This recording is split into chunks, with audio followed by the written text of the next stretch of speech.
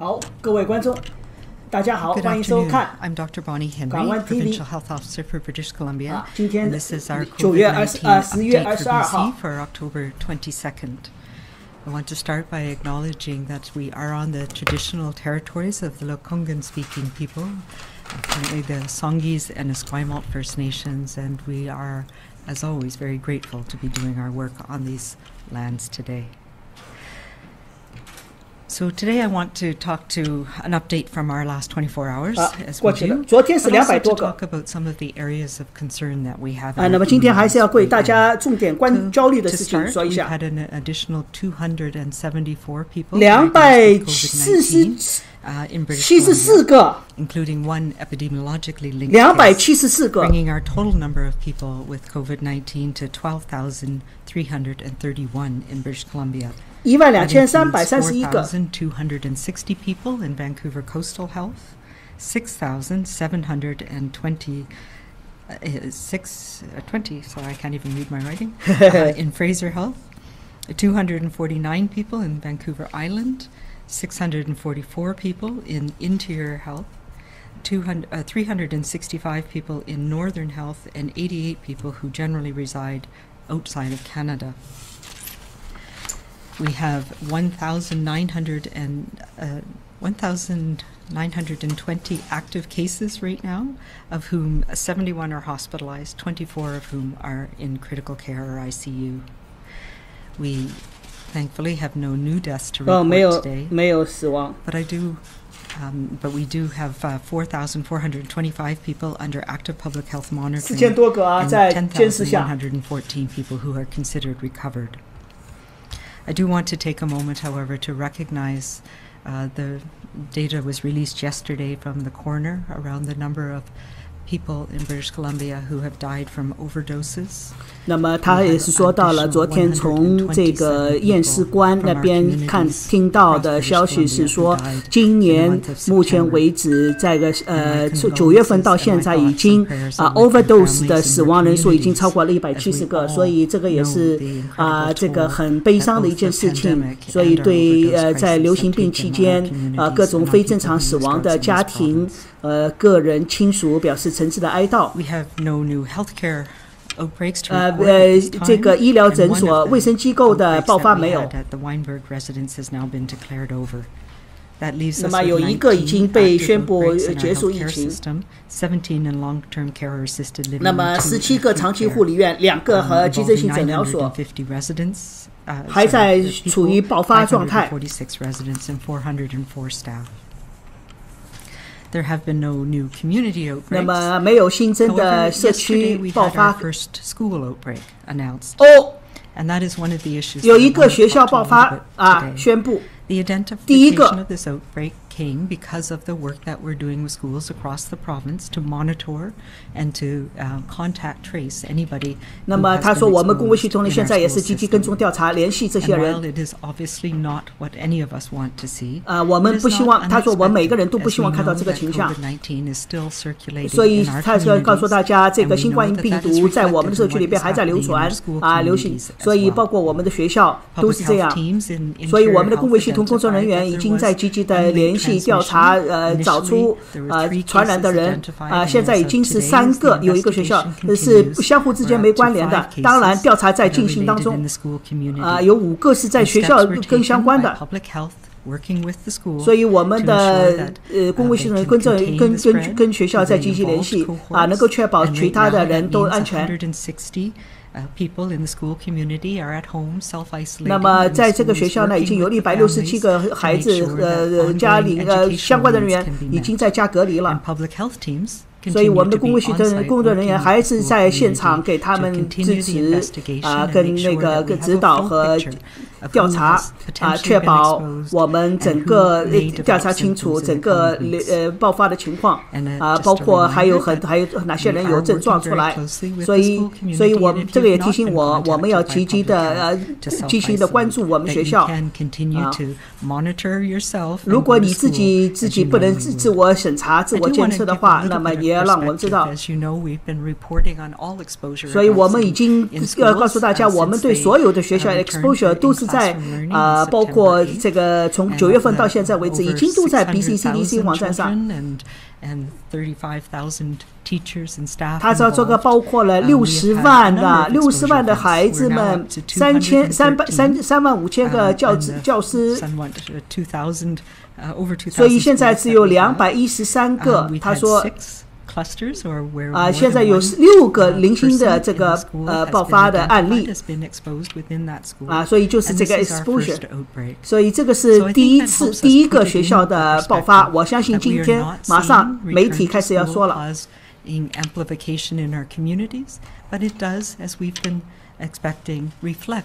所以他说这个事情也是反映了我们过去2个礼拜之前所说的行为，所以我们也不允许通过学校再传播出去让学校成为一个传染源。所以他说我们的延安卫生局卫生工作人员有这个学校的孩子是最多的一个地区之一，所以他们的工作重点也是在学校。所以他说我对这个还是我们的工作还是比较正面的我们现在的学校的传染还是很有限的我们的学校的社区还是对这个传染还是行之有效的。那么我们现在是对更加关注的是我们的社交的这个人员聚集这个是全省的面临的共同的问题。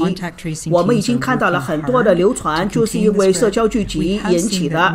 我们的公卫工作人员在积极的跟踪调查追溯，我们叫溯源吧都查到了，都是由于社交群体聚集感染的。那么包括婚礼、葬礼以及其他的一些庆祝活动。他说在过去的2-3个礼拜里边，我们都是看到了联系起来的，都看到了社交群体引起的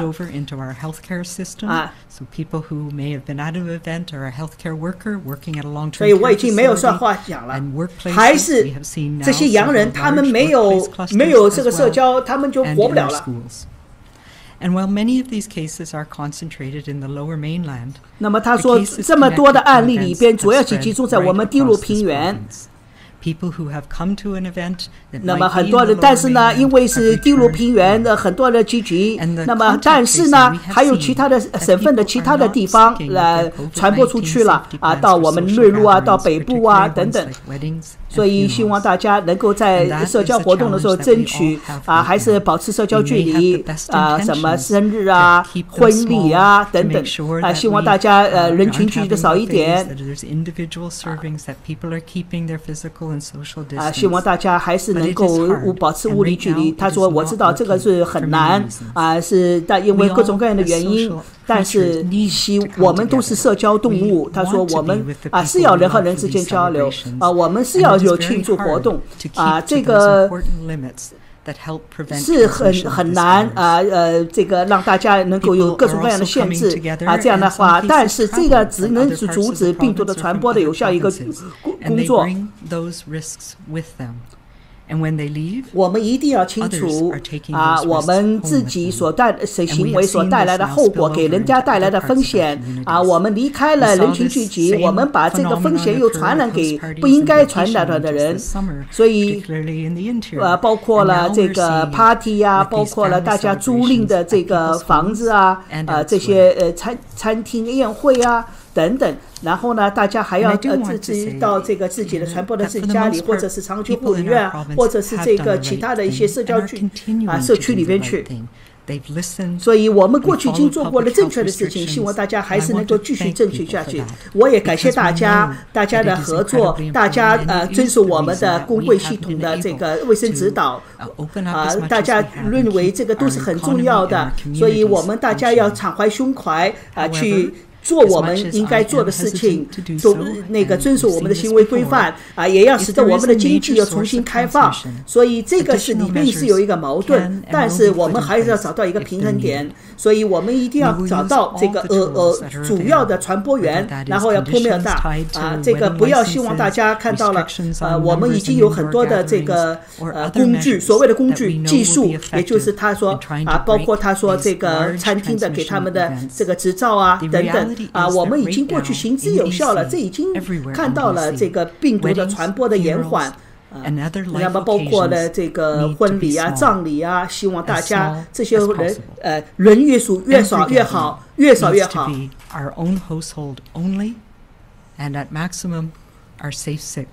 每一个家庭如果要办聚会的话，希望只有这6个人，6个人最多了，家庭里面6个人最多了。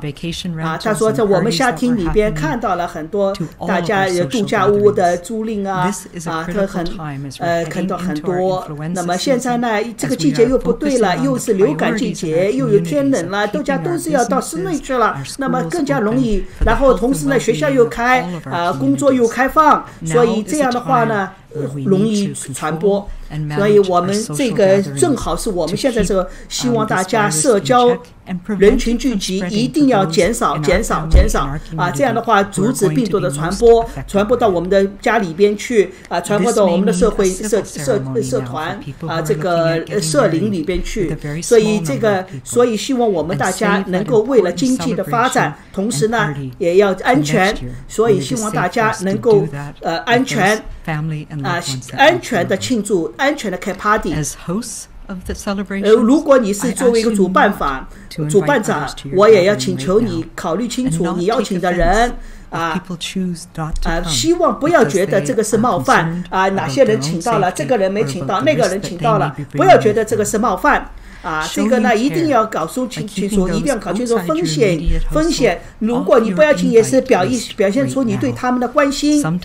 老外的这个很有意思我们中国人比如说结婚什么抽份子，有些人该逃还逃他们不一样要请你不请我不开心我不请你我还怕你看不起我这个他说每一个人都要一定要认清楚我们现在的形势这个风险对我们的社区的风险。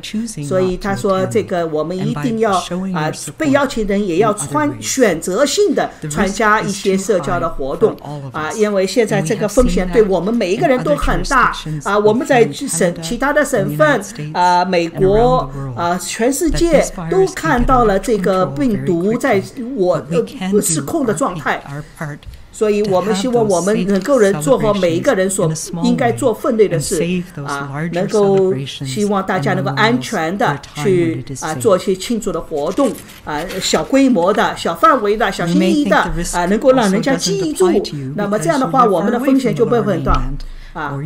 那么如果有些人就远离我们那个内陆地区的比如说内陆地区的人，那么他们不是我们这个那个低陆平原的，那么没有边界的，请你们记住，你们不要以为离开我们内陆比较远，低陆平原比较远，不是的。他说我说错了，低陆平原内陆地区或者北部认为离开我们低陆平原比较远。他说病毒没有边境的，这个没有的，你别是以为我到了第6天参加了我没事，你有风险就是把病毒带回家的风险。那么他说在我们的工作复工的规模也扩大，我们的零售业也在扩大，我们的餐厅我们的办公室场所都在开，那么大家都有这个COVID-19 的行为指南。但是现在正好是时候，我们要严密的加强做事，遵守这个行为规范。那么包括我们中午吃饭的时候也要考虑清楚，大家社交的时候。And enhanced enforcement across the province to try and address some of these issues so that we can maintain and continue to break those chains of transmission. So make sure you and your employees are doing what we need to keep everybody safe. 所以这个也是为了大家安全。我们每个人都有自己的角色去做我们自己所做好的分类的事。那么我们共同的努力，我们一起前进。我们一起采取这些措施，遵守这些规范保护我们的社区，保护我们那些不认识的人。我们已经知道了这个风险，这个冲击对每个人的影响，所以我呼吁大家，请求大家，他今天说的很诚恳了，我们继续的团结在一起，大家每天做好自己分内的事，每天做好每天分内的事那么对大家要客气容让。我们要安心一下不要冲动，我们要保持冷静然后呢那么因为我们必须只能这样，因为只有这样才能使我们共同面对这个疫情希望大家还是be kind, be safe, be kind, be calm and be safe。 那么今天的话重点有一个学校第一次爆发，宣布学校爆发。第二，还是现在的大规模的人员聚集导致的数字增长。And on Saturday, British Columbians go to the polls. Do you think that this surge in cases that we have seen will have an impact on the result in terms of who people vote for in this election? 那么他也是说到了这个审选的问题。I know that many people have been voting by mail, and there's been 那么他说我知道很多人都是采用邮寄选票的方式了。我现在不对这个大选的造成的危险造成怀疑，造成任何的假设那么还有2-3个礼拜大家没有例外的没有例外的我们大家一定做好尽力的能够保持大家安全And we've talked about this before, the importance 我们过去已经说过，我们最重要的是还是相互的，就是相对的安全，就是人数少一点，相对的人数少一点大家能够牺牲的就是牺牲一下，包括你要做一个计划婚礼那么不要超过50个人，49个人最多了。希望大家能够保持这个能够参加 party 的人和人之间的距离希望大家保护自己，特别是相互之间不认识的，真的就是这样，能够不接触就不接触了。老外的这个事物真的是怪。Again, I don't want to put you in the position to have to make a political judgment here. 他说我不让你做一些这个政治上的评论，但是你觉得我们 BC 省现在在做审选包括我们这些政客是不是要对他们做些谴责，对他们做些批评？因为他们是在做把这个新冠疫情作为一个政治了，作为一个政治资本来做了他们说我的办公室还不存在这个政治的因素，我们是公共系统，我们是为公共的利益、公共的卫生做代表、做发言。那么你可以看到现在整个审选当中Myself and the Deputy of Health, we've had regular ongoing relationships and discussions with 他说我跟选举局还有一些政客都是在保持联络这个声音关键的时候他们传播声音有点断 and we'll continue to do that. 那么我们还会持续的做。 Next question is from Zara Premji, CBC. Hi there, Dr. Henry. So a strong warning from you today about cases of the virus still being transmitted at events like weddings and funerals. So can you please give us more specific details about the events recently linked to COVID-19? 那么这位女士问的就是说，你今天说了就是婚礼和葬礼导致的这么多的这个传播，能不能给我们一些具体的案例？我估计他不会那么希望大家能够事先在做计划的时候，希望35个、40个，结果呢超出了你的可控范围。有些人他是计划是35个，结果来的会超过50个了这个能理解了。也就是说，我本来邀请 A， 结果 A 呢就带了一个不相关的人来，好了 ，B 也是这样，那么超过了人数了这个是。那么他也是说到了，我们现在已经知道了，这个人多的时候，紧密接触的时候，特别容易传播病毒。足啊，特别是唱歌啊、跳舞啊，大家吃啊、喝啊，大家又要拥抱在一起啊，所以这个时候特别容易传播。那么他说，为什么我们现在看到了这些200-300个人的新增，就是看到了，因为这儿有一个 party， 那一个party， 那个一个 party。Sometimes that doesn't happen, or people change their plans as the evening progresses, and that has led to inadvertent transmission, and unfortunately to sometimes larger groups of people. And it can make it challenging as well to find people. 那么他也是说到了，对我们公卫系统工作人员来讲也很挑战，因为有些人这个 party 也参加，那个 party 也参加啊，那么一会儿到这儿，一会儿到那儿，哇，那个真的是调查起来很辛苦。Place where everybody's nicely spaced off, but then they go back to the house and everybody mixes and mingles together and shares. 一开始他说有些party 一开始都蛮好啊，主持人也做的比较好，这个主持工作比较时间一长就乱掉了啊。那么他说这些现象我们都看到了，我们都听到了啊，包括组织者觉得很困难啊，他们到时候来的人控制不了了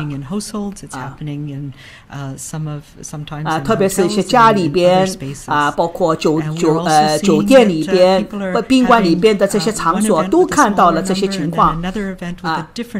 那么都看到了这个这儿一群人，那儿一群人，相互之间呢又窜来窜去，结果呢风险就带来带去啊。那么他也包括了说到了这个我们的这个豪车 limousine， 我不知道中文怎么说，就是加长型的轿车。里边也是有时候呢，人窜来窜去啊，是这样。那么里边可能就挤了6个人以上。但是我就知道这个大家来讲啊，你们的社交很重要，你们的庆祝活动很重要啊。那么希望我们现在是全球流行病期间啊，我们每天都有新增案例，大家都看到了病毒就在我们周围，所以这个是不一样的。我们冬天、秋天特别难，希望大家能够又要安全，又要去庆祝。那么我们希望能够更好的计划好你们的庆祝活动啊。Sarah, do you have a follow-up?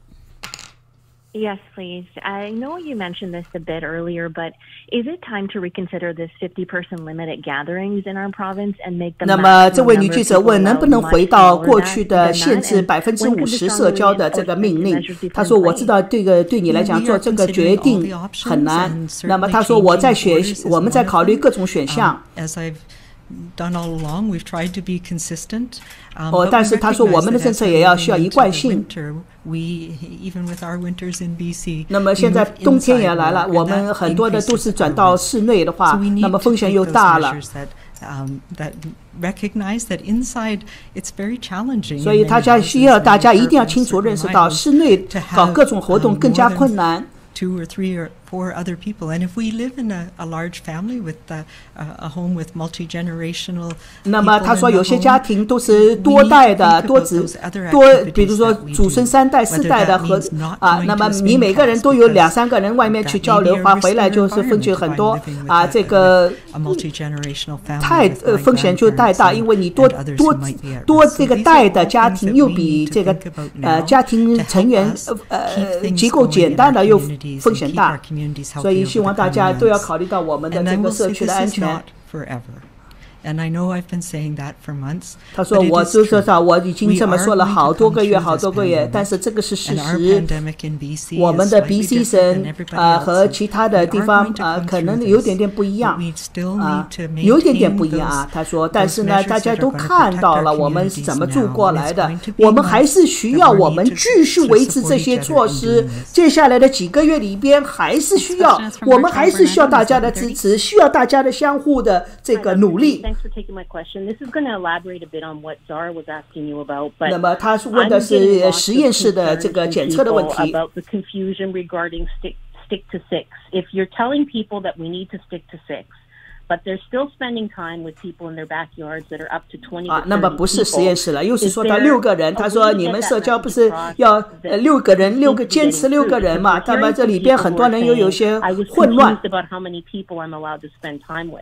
So how do we get that message across? That if 那么他说，我们如何去把这个信息正确的给很多人去说，这个6个人是什么概念 Yeah, well, I think you said it. This is our challenge right now. 他说，现在对我们讲的是挑战和困难我们社交对大家来讲很重要。那么如何是安全？那么大家很多省里那他说大家如果在这个后院里边办一个 party，20-30个人肯定不安全的那么在室内的话更加不安全。他说8月份的时候已经谈到过这些事情因为马上就要开学了我们已经告诉大家如何去做那么和学校里边的这个如何去设置安全的措施我们知道学校里边是如何做是最安全最重要的那么包括孩子们这个艺术体育的项目的开展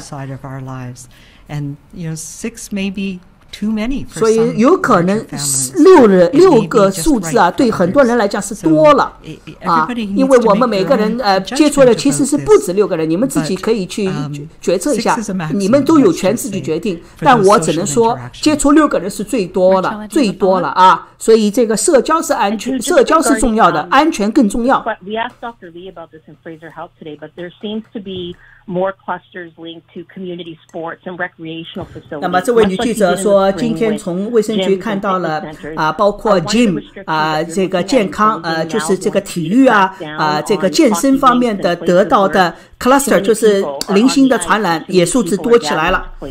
那么如何我们去防止？他说上个礼拜我也提到过这些事。我们现在的关注是还是关注这些运动的场所的设置不允许家长们都在看冰球不要在冰球旁边看。所以希望就算你要去的话，也希望大家能够人数少一点。他说我们是另外一个角度去看这个问题，好不好？Keep the sidelines and the spectators free so that it's safe for the players. 那么他就说希望就不要有观众不要有旁边在家长我知道孩子们的胜利体育对家长很重要那么希望大家那么特别是有些孩子又有冰球又有什么篮球希望大家就选一样，因为家长一会儿看冰球一会儿又带孩子去篮球，他又带跟篮球的家长去接触这个都是不好的，上次说过的确是说过。那么他说我们已经看到了就是在观众席上看冰球都会传染这个新冠病毒所以希望大家还是关注自己的社交的这个气泡，不要大，社交的气泡小一点。Hi, Dr. Henry. With regards to the outbreak here in Kelowna, the Kelowna 这位先生说的是这个学校是 Kelowna 的在基卢纳有5个案例。他说不愿意说，他说是教职员工和学生一起加起来5个也是 cohort 就是一个学习小组。这位记者深挖他一说一问，那么记者保尼就说了那么包括他们还要重新检视校车的这个卫生举措我们现在也是格外的小心。Give specific numbers when there's such small numbers like this in a small community, people can be identified. But if we look overall, 大家清楚了吗？是在基卢纳Kelowna 有一个学校是5个案例。那么这5个案例呢，他说又包括老师和孩子，是一个小组的 cohort 是30个人2/3 are in students, and that reflects the numbers of children. 那么他说这个2/3的孩子们都是安全的，这个也是说明了我们的这个学校的卫生措施还是安全的。And when it was discovered that transmission had actually occurred within the school. 我现在是担心的是，有了第一个就有第二个。希望我这个嘴巴是臭的啊，没有第二个。Interior Health has been providing more details around that, but it certainly came to light within on the weekend, last weekend, and then the investigation started. 上个礼拜周末就开始了调查了啊！大家听说他说了，这个是其实从上个礼拜知道了，下个周末开始调查之后，事情才渐渐露出来了。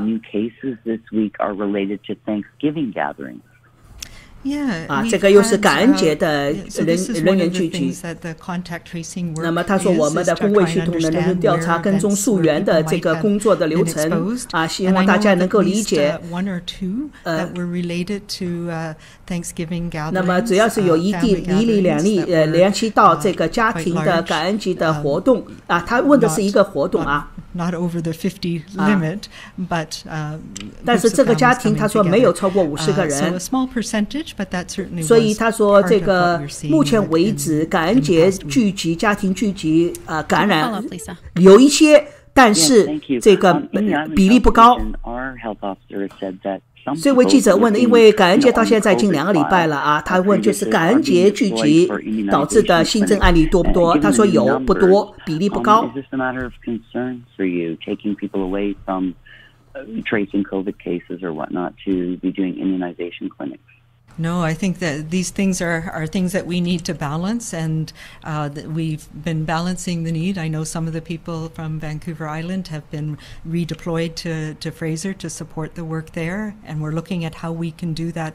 Particularly, I've been working with my public health teams around the province to make sure we can support each other as we get surges, and certainly in the summer we supported interior health. 那么这位也是提到了，就是是不是考虑择取开刀的延缓暂停等等这个可能大家不是很关心。Are committed to not only maintaining the case and contact management, which is part of our. 我再插一句就算是新增案例那么多，住院人数没有增加，还是71个，反而比10月15号低了。10月15号呢74个，这个今天22号是一周以后还71个，那么重症监护没有变24个，还是24个。Kelowna Capital News. Hi, Dr. Henry. Thanks very much for taking my question.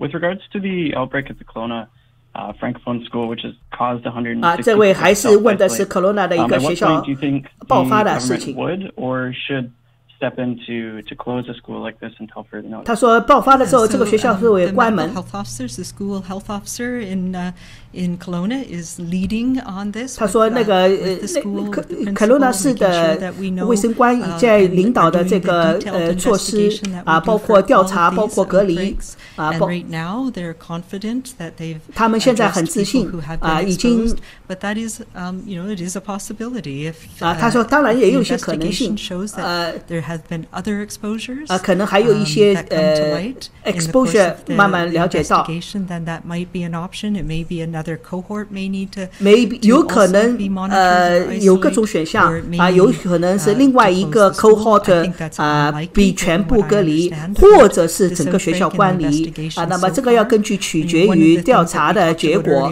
让他们去分析调查那么现在不是说简单的一刀切就说这个学校关掉。 who needed to be in isolation because 那么现在有一个教职员工是被要求隔离。 operate the school safely. That's not the case right now in Kelowna, but obviously these things evolve over the days as the investigation goes. Phil, do you have a follow-up? I do. Thank you very much. Going forward, do you think the outbreak at this school will bring with it changes to guidelines or protocols within other schools in BC? Well, we learn from every 那么他说会不会根据这个学校的爆发，我们会改学校的这个措施这个政策。那么他说我们其实学到了很多，从长期护理院包括学校的所以这个是第一个学校的爆发情况我不认为我们还要改一些政策。当然了，他说我们还会考虑看看修正一些措施。 Next question is from Mike Hager, Globe and Mail. Hi, Dr. Henry. Thanks for taking our questions. Wanted to know, nearing the end of the election campaign, what your assessment is from a public health perspective, how things have gone. Have there been any transmissions linked to election-related activities? Yeah, so I voted myself in one of the advanced polls last week, and I was very impressed by the way it has been playing out.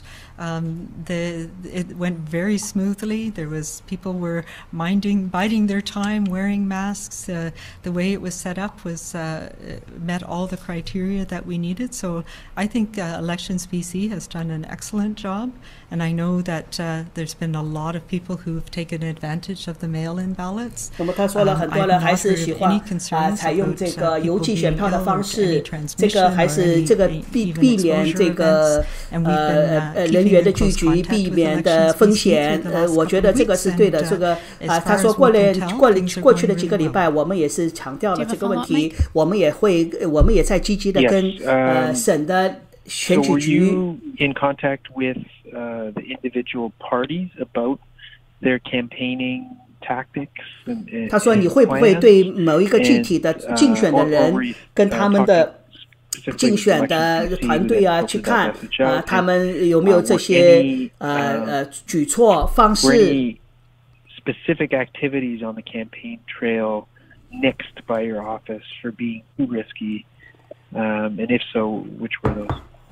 Yeah, so yes, we were in contact with. There's a multi-party committee of from the political parties. It's I think it was called the BC Elections Committee or something like that. That is that. 他说可能是叫这个 BC 选举委员会吧。What supports, and so we met with them 我们和他们接触 to walk through what 跟他们一项一项的走过检视一下他们的安全的条例是什么 here in BC, and so we did review those 我们也的确是看了跟他们过了一遍 would be helpful in terms of 我认为他们这个主策还是对的我们也是 advice about how to 我们也是告诉他们哪些可以做哪些不可以做我们也给他们一些忠告建议 every other sector. So yes, we did have those 所以是的我们已经给他们跟他们很早就跟他们有交流接触 Next question is from Claudia Van Emmerich, Global Okanagan.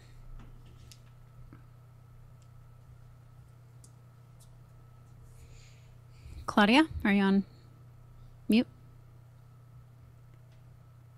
Okay, we're going to move on. Brishti Basu, Victoria Buzz. Henry, thanks for taking my question. There was a surge in cases over the summer that was linked to people partying, and at that point there was a lot of emphasis on the age group, focusing on the fact that they were all young people in their 20s and 30s. My question is it the same age group that we're seeing the most transmission happening in now, or has that shifted? 那么他说这一波是不是20到30岁的？因为8月份的时候是20岁到30岁的这些，那么现在的这个年龄段是谁？那么他说，他说。30s and 40s and 50s. So, though having said that, in the last week we've seen a slight uptick in all age groups. 他说从上个礼拜看，每个年龄段都有增长，但是还是从这个20岁、30岁他们最多的，的确是。主要还是年纪轻的人这些健康的年纪轻的人。我们现在也看到了，还是有一些孩子们得了，因为现在开学了。Of the population, so for example, children under the age of 10. 他说10岁以下的孩子，我们占人口的10%，现在是，但是他们生病才占5%，那么就算是我们测试增加了，孩子们的阳性率还很低。那么主要是20到50岁之间。主要是年纪轻的人，他说这些大学生We do have a new, more detailed situation report. 他说我们马上会有给大家有一个 BCCDC 我们每个礼拜都有So there is a table on there. 还有一些表格包括图表每个年龄段的分布情况。It'll be up on the BCCDC website. 我们的 BCCDC 的网站今天有了。now on. So lots of 所以 good 从今天开始 information 就 and 会有了， details 所以 in 大 there 家 that help 还有 put 很 this 多 in 的 a 详细信息 weekly 都可以去看。 perspective. And when we talk about the numbers every day, but it really is looking at trends over the week that or longer that helps us understand. 所以这样的话呢，我们可以从一个长时段的时间里看看了解我们整个疫情的爆发这个发展的情况。 Okay, Kat Slepian, Black Press. Hi, Dr. Henry. You mentioned that there would be an increase in workplace inspections from WorkSafeCC. And I'm curious, what kind of violations are you guys seeing or concerning things in workplaces that are leading to you guys taking this measure? Yeah, so it's not necessarily violations so much. It's, we have these COVID safety plans that everybody has, and where we're seeing now is there's transmissions happening between workers, for the most part, in break rooms where they're not maintaining distance or people are all gathering together and 他说这个目前为止从 WorkSafe BC 那边看到的没有很多的工作场所是违反工作条款，主要是他们发生的工作人员之间的同事之间的传染，主要还是在吃饭的时候。所以他说我们还是强调这个每个人之间的隔离比如每个人的工作的空间要隔离had transmission events. Most of them have been related to social functions, for example. So we need to reinforce, and I'm calling on all of those businesses out there. 他说我们看到了很多的场所的工作场所的传播主要还是社会服务功能的，所以我在这里再强调一下，大家要加强这个卫生措施所有的服务型的这个社会工作，比如说我相信就是这种这个银行我在讲比如说银行酒吧，他没说，他就说是所有的工作场所的这个传染主要还是在这些地方，那么服务型的，那么同事之间传呢，他说主要还是在这个吃饭的地方，所以希望大家能够遵守人和人之间的距离雇主也要加强这个执法，就是这个措施。And that you don't have everybody coming together for meetings as we did before, so that we have those safety plans in place. And that can mean, and I know in the Ministry of Health, it means that people are coming in 1 or 2 days a week, not 5 days a week, and that we're staggering so that there are ability for people to work effectively from home, to not have to gather in large numbers, and to make accommodations for people who may be more at risk and are able to work safely from home.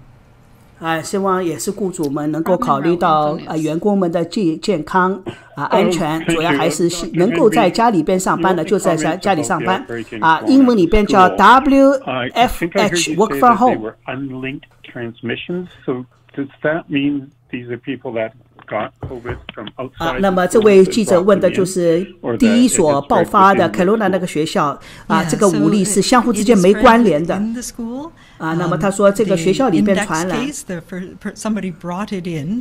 是有些人是带进来的那么学校协会带进来的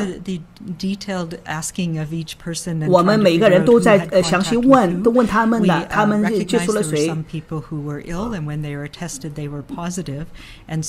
那么有些人是在生病有些人是获得阳性 how they might have become infected in the school environment.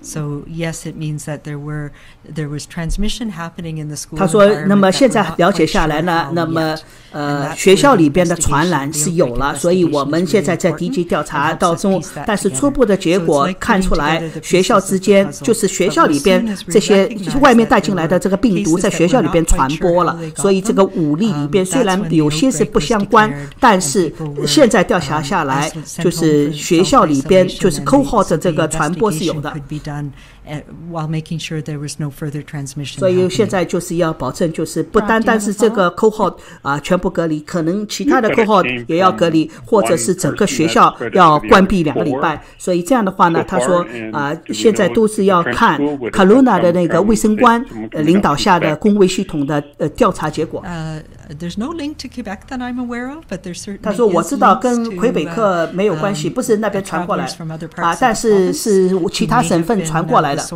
他们是看到了啊。This is what we're still trying to piece together. You know, who passed it to whom when. 他说我们公卫系统的充分的传就是调查就是谁传给谁，谁传给谁，谁传给谁那么这个路线图就很清楚越来越清楚，我们就知道了这个爆发的点在哪里。Dr. Henry will release a statement later on with the latest information on cases, hospitalizations, and outbreaks, which you can find at news.gov.bc.ca. For medical guidance on protecting families and communities, and for access to provincial guidance on COVID-19, visit bccdc.ca. And for information about the province's pandemic supports, visit gov.bc.ca/COVID-19. Last question is from Jane Side, North Shore News. Hi, Dr. Henry. My question also concerns the school outbreak. 还是学校的爆发问题。You can explain the difference between what happened at the Kelowna school that was just declared an outbreak and, say, what happened at West Vancouver's Caulfield School, where there were also 温哥华还有一个 Caulfield 也是5个。那么为什么不一样？那边叫爆发。did have COVID and then passed it on to family members. 因为那边是温哥华的也还传给家庭成员了这个不一样吗？这个传播有什么不一样呢？Yeah, so I won't talk about specifics. 他说我具体个例我来谈一谈。What we look at is where somebody was likely 我们要调查的是病毒是传给谁传给谁。那么这个内陆卫生局的他们那边很清楚3个人是在这个学校里边传的3个人是学校里边传给传的那么沿岸卫生局的这个零星调查那不一样他们不是在学校里边传的也有可能学校里边像孩子们传或者是老师和老师传孩子和孩子们传但是没有在学校里边传所以这个是不一样的就沿岸卫生局也有这个上次说了55个6个但是不是爆发Kelowna 呢是爆发的因为是的确是在学校里边传的那么这个学校里边的这个卫生 setting 就是这个设立这个卫生措施就要改就要这卫生各种各样都要改进The temporary transition program that a number of families have chosen for their children, they've been told that the program basically ends at Christmas and they have to make a decision then. A number of families have indicated that they're wanting to continue. 那么他说这个现在圣诞节要来啦孩子们又要考虑到底要选择这个上课网上学还是要到学校去学 to the Ministry of Education or any thoughts on people being able to continue that type of program. Yeah, as you say, those are educational decisions. 他说这些呢是你说的这些都是教育工作者们的意见决定每个学区不一样 My advice is around health impacts and the health measures that we need to have in place to prevent transmission. 每个学校的卫生措施也不一样为了这个问题我觉得 Thank you very much. Thank you. Thanks for joining. 那么各位观众从昨天到今天2天了我等一下我把画面关一关让我再多啰嗦几句是这样就是说昨天呢是省卫生局他们发的是书面的是240几个今天呢274吓了一大跳那么总计呢就是12331个其中沿岸卫生局是4260个飞沙卫生局是6726个岛上卫生局是249个内陆卫生局是644个北部卫生局是365个旅行相关就是境外获得的是88个那么目前记录在案的活跃的案子是1920个其中住院的71个比上周74个少了3个10月13号是77个重症监护24个没有变上星期24个10月13号也是24个那么今天的这个听下来呢有2个第一本省第一例学校爆发是在 Kelowna 一个学校那么有一个法语我不认识我没听清楚同时呢有一个记者问到温哥华沿岸卫生局下也有一个学校也是5个6个这个案例为什么那边爆发，宣布这儿没有宣布爆发。那么这个 Bonnie Henry 说了调查下来很明确的，卡罗兰的那个学校有3个孩子是在学校里边传染获得的，所以那个学校就叫宣布爆发。那么那个 cohort 那个整个就隔离，那么也有可能现在进一步调查下来，也有可能其他的一些 cohort 也有可能隔离，或者整个学校隔离。而那个温哥华卫生局下面的那个学校呢，温哥华下的那个学校呢，也有5、6个，也有可能教职员工之间传，也有可能孩子之间传，但是不明确是在学校里边传，但很明确他们是在学校外面传的，所以就不存在这个温哥华沿岸卫生局原来我们一直 rumor 说这个学校有那么多，你为什么不是也有5个6个，我记得2个星期3个星期，为什么那个不叫 outbreak 因为这个呢不是说玩文字游戏，他们卫生局公卫系统有一套这个落实措施标准，包括 outbreak 的定义。Long-term care home 长期护理院的 outbreak 定义，只要发现1例就叫 outbreak， 而学校要发现3例以上才叫 outbreak。 那这个不是文字游戏，因为一旦宣布 outbreak 的话，那么下面的各种卫生措施就要跟上去，所以学校只要发现2例以下3例以下的，那就叫 exposure。我们叫，我也中文不知道怎么说， exposure 就是暴露或者是怎么样，所以这个不是文字游戏，这个是他们公卫系统定义的一套这个措施标准你 exposure 的有 exposure 的一套行为规范这个 outbreak 有 outbreak 的一套规范。好，这是一点今天说到的。第二个信息就是有一个记者问，8月份有一波小高潮，现在一波这么大高潮，那么从年龄段来看是不是还是20-30岁的？那么 Bonnie Henry 呢间接的肯定了这个说法。那么8月份很明显的特征就是20-30岁了。那么这次呢，他说各个年龄段都有增加，但是主要集中在20到50岁之间。那么主要的还是今天他讲的，主要还是社交距离，大家一定要记住社交。好了，各位观众今天是10月22号星期四，那么下星期一还有 Bonnie Henry 的新闻简报。那么今天的 BC 省新冠疫情的新闻简报呢，就为大家直播到这儿感谢大家的收看，也感谢有一位网友的留言，谢谢，不辛苦，应该的，我尽力做好自己的事情，为大家带来更多的信息报给大家，也谢谢您的收看，也谢谢大家的收看。好，我们下期节目再见。